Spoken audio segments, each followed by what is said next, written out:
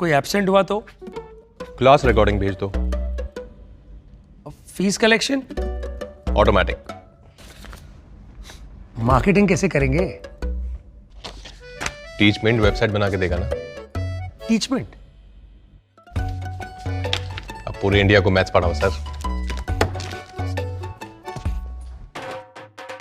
चाहे जैसी भी जरूरत हो, टीचमेंट पे टीचिंग आसान है। आज ही डाउनलोड करें। टीचमेंट, इंडिया का नंबर 1 टीचिंग है। 31 मार्च से इंतजार कर रहे हैं कि रेलवे के ग्रुप डी और ग्रुप सी की जो परीक्षा का फॉर्म भरा था वो परीक्षा कब होगी। 31 मार्च फॉर्म भरने की अंतिम तारीख थी। फॉर्म भरने के बाद अप्रैल बीत गया, मई बीत गया, जून बीत गया, मगर परीक्षा की तारीख का ऐलान नहीं हुआ। रेल मंत्री ने 13 अप्रैल से लेकर आज तक रेलवे की जितनी भी उपलब्धियों पर ट्वीट किया है, उसमें से किसी भी एक भी ट्वीट में इस बात पर जोर नहीं है, एक भी ट्वीट इस बात पर नहीं है कि रेलवे की ग्रुप सी और डी की परीक्षा कब होगी। 4 साल में रेलवे ने कितने लोगों को नौकरी दी, इस पर कोई ट्वीट नहीं है।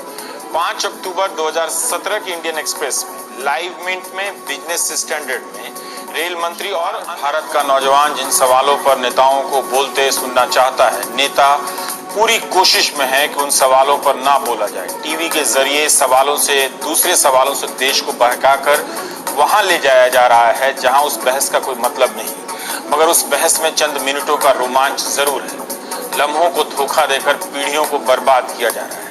अच्छी बात यही है कि भारत के ज्यादातर नौजवानों ने भी कसम खा ली है कि राजनीति के इस खेल को नहीं समझना है, वरना इंदौर की डॉक्टर स्मृति लहरपुरे ने फीस के जिस दबाव में आकर आत्महत्या की है, उस सवाल पर नेताओं को फर्क भले ना पड़े, नौजवानों का सर शर्म से झुक जाना चाहिए था। अच्छी बात है कि कुछ मेडिकल संस्थानों के छात्रों ने स्मृति लहरपुरे के समर्थन में प्रदर्शन किया है। देश के 2.5 करोड़ नौजवान 31 मार्च से इंतजार कर रहे हैं कि रेलवे के ग्रुप डी और ग्रुप सी की जो परीक्षा का फॉर्म भरा था वो परीक्षा कब होगी। 31 मार्च फॉर्म भरने की अंतिम तारीख थी। फॉर्म भरने के बाद अप्रैल बीत गया, मई बीत गया, जून बीत गया, मगर परीक्षा की तारीख का ऐलान नहीं हुआ।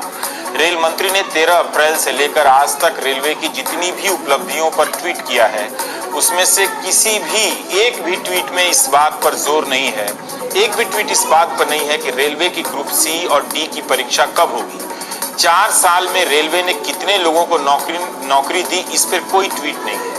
5 अक्टूबर 2017 की इंडियन एक्सप्रेस में लाइव मिनट में बिजनेस स्टैंडर्ड में रेल मंत्री और अन्य अखबारों में, क्योंकि ये पीटीआई के जरिए आया था, रेल मंत्री पीयूष गोयल का बयान छपा है कि रेल मंत्रालय के इकोसिस्टम में 10 लाख लोगों को नौकरियां दी जा सकती है। ये अक्टूबर का बयान है। कितने लाख लोग? 16 फरवरी को रेल मंत्री का फरवरी महीने का यह ट्वीट है कि रेलवे में नौकरी की सुनामी आ गई है, रेलवे में भर्ती का महाअभियान शुरू हो रहा है। अब ये देखिए महाअभियान। अब आप बताइए कि 16 फरवरी से 26 जून आ गया, उस महाअभियान का ये नतीजा है कि ग्रुप सी और डी के 90,000 और करीब 1,10,000 ये बनती है संख्या अन्य और नौकरियों के परीक्षा की तारीख का पता नहीं है ग्रुप सी और डी का। अगर 5 महीने में परीक्षा की तारीख का ऐलान नहीं हो सका तो ये क्या महाअभियान है। राम ही बता सकते हैं कि परीक्षा कब पूरी होगी, कृष्ण ही बता सकते हैं कि रिजल्ट कब निकलेगा, और भगवान विष्णु ही बता सकते हैं कि नियुक्ति पत्र कब मिलेगा। पीयूष गोयल किस इकोसिस्टम में 10 लाख नौकरियां पैदा करने की बात कर रहे थे। अगर 6 महीने में या 1 साल में 90,000 नौकरी की प्रक्रिया पूरी होती नहीं दिख रही है फिलहाल, तो 10 लाख नौकरियां कब देंगी और कहां से आ जाएंगी। अगर तारीखों का ऐलान भी प्राइम टाइम के दबाव में होगा तो यह सरकार के लिए अच्छा नहीं है, और प्राइम टाइम में जिक्र किया इसलिए तारीखों का ऐलान नहीं होगा, यह देश के नौजवानों के लिए अच्छा नहीं है। आप उन माता पिता से पूछिए जिनके बच्चे रेलवे की परीक्षा का फॉर्म भरकर रोज अखबार खोलते हैं कि आज शायद परीक्षा की तारीख निकली होगी। 13 अप्रैल से रेल मंत्री के ट्वीट में देख रहा था, उनमें रेलवे की कई उपलब्धियों का जिक्र है, नौकरी का ही जिक्र नहीं है।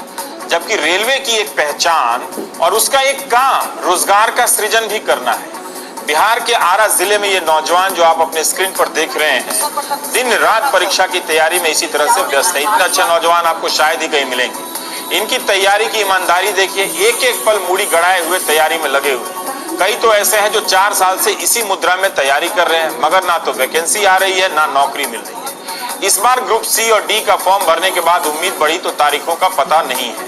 अगर ऐसा ही चल रहा है तो इस साल इस परीक्षा की प्रक्रिया पूरी होने और नियुक्ति पत्र मिलने में संदेह दिख रहा है। ये तस्वीर इसलिए दिखा रहा हूं ताकि आपको ये ना लगे कि भारत के बेरोजगार नौजवान केवल हिंदू मुस्लिम के डिबेट में फंसे हैं। बहुत हैं जो नौकरी की चिंता में दधीची की तरह हड्डी गला रहे हैं। हमने रेलवे रिक्रूटमेंट बोर्ड की वेबसाइट पर जाकर देखा कि ग्रुप सी और डी की परीक्षा कब होगी, तो इस बारे में एक नोटिस मिला कि 31 मई को जारी हुई है जो वो नोटिस, जिसमें कहा गया कि अप्रत्याशित रूप से 2,37,00,000 आवेदकों के कारण फॉर्म की स्क्रूटनी की प्रक्रिया चल रही है।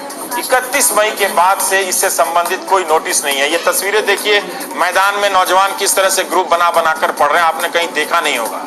ये छात्र आए दिन पूछते रहते हैं मुझसे कि हमारी परीक्षा कब होगी, जरा प्राइम टाइम में आप पूछ दीजिए। हमने 2,37,00,000 जिन्हें मैं 2.5 करोड़ बोल रहा हूं नौजवानों की तरफ से पूछ दिया कि ये इनकी परीक्षा ग्रुप सी और डी की कब होगी, तारीख कब सामने आएगी। फरवरी में रेल मंत्री ने कहा था कि रेलवे में सुनामी आ गई। क्या आपको पता है कि 6 मार्च 2018 की रेलवे की संसदीय समिति की रिपोर्ट में कहा गया है कि ग्रुप सी और डी के 2,20,000 से अधिक पद खाली है। वैकेंसी कितनी निकली? 90,000। बाद में कुछ और वैकेंसियां हैं जो 1,10,000 टोटल बैठती हैं, आगे बताऊंगा। आधे से भी कम 21 मई को रेल मंत्री के एक ट्वीट से पता चलता है कि रेलवे में सिपाही और सब इंस्पेक्टर के लिए 9,000 पदों की वैकेंसी निकली है। परीक्षा लेकिन नहीं हो रही है, कब होगी मालूम नहीं, केवल फॉर्म निकल रहे हैं। 5 अप्रैल को रेल मंत्री ट्वीट करते हैं कि महाराष्ट्र के लातूर में रेल कोच की नई फैक्ट्री बन रही है। इस प्रोजेक्ट से 30,000 नौकरियां निर्मित होंगी। कब पूरी होगी ये फैक्ट्री और कब 30,000 नौकरियां मिलेंगी किसी को पता नहीं, मगर 30,000 का डेटा आपके पब्लिक स्पेस में ठेल दिया गया। क्या कोई ऐसी रेल कोच की फैक्ट्री है जिसे रेल मंत्री कल सुबह ट्वीट करके मुझे बता सकते हैं कि वहां पर 30,000 नौकरियां निर्मित हो रही हैं? ये पता तो चले कि 5 अप्रैल के ट्वीट को और बेहतर तरीके से हम और आप समझ सकते हैं। 29 मार्च को अभी तक निकली भर्तियों पर उनका आखिरी ट्वीट है कि इस वक्त तक 1,10,000 बहाली निकल चुकी है।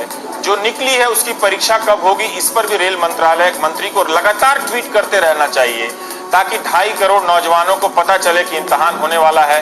रेल मंत्री इंटरेस्टेड हैं और नौकरी मिल जाएगी कम से कम इस साल, लगता तो नहीं।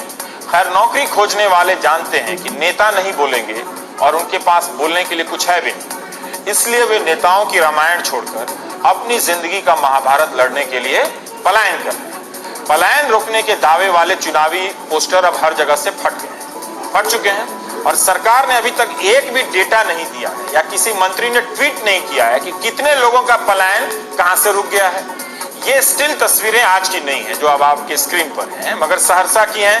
13 से 15 जून के बीच अलग अलग लोगों के द्वारा ली गई है, जब बिहार के सहरसा से पलायन करने वालों की भीड़ रेलवे स्टेशन पहुंची। 5 दिनों के भीतर सहरसा रेलवे की कमाई 2 करोड़ पार कर दी। इस दौरान बिहार के कई रेलवे स्टेशनों से हजारों की संख्या में मजदूरों ने उन राज्यों के लिए पलायन किया और रेलवे को अपनी जेब से खजाना दिया जहां काम मिलने की उम्मीद थी, पंजाब, हरियाणा। अकेले सहरसा स्टेशन पर 80,000 से अधिक टिकट बिक गए। इन्हीं 5 दिनों में पटना रेलवे स्टेशन का राजस्व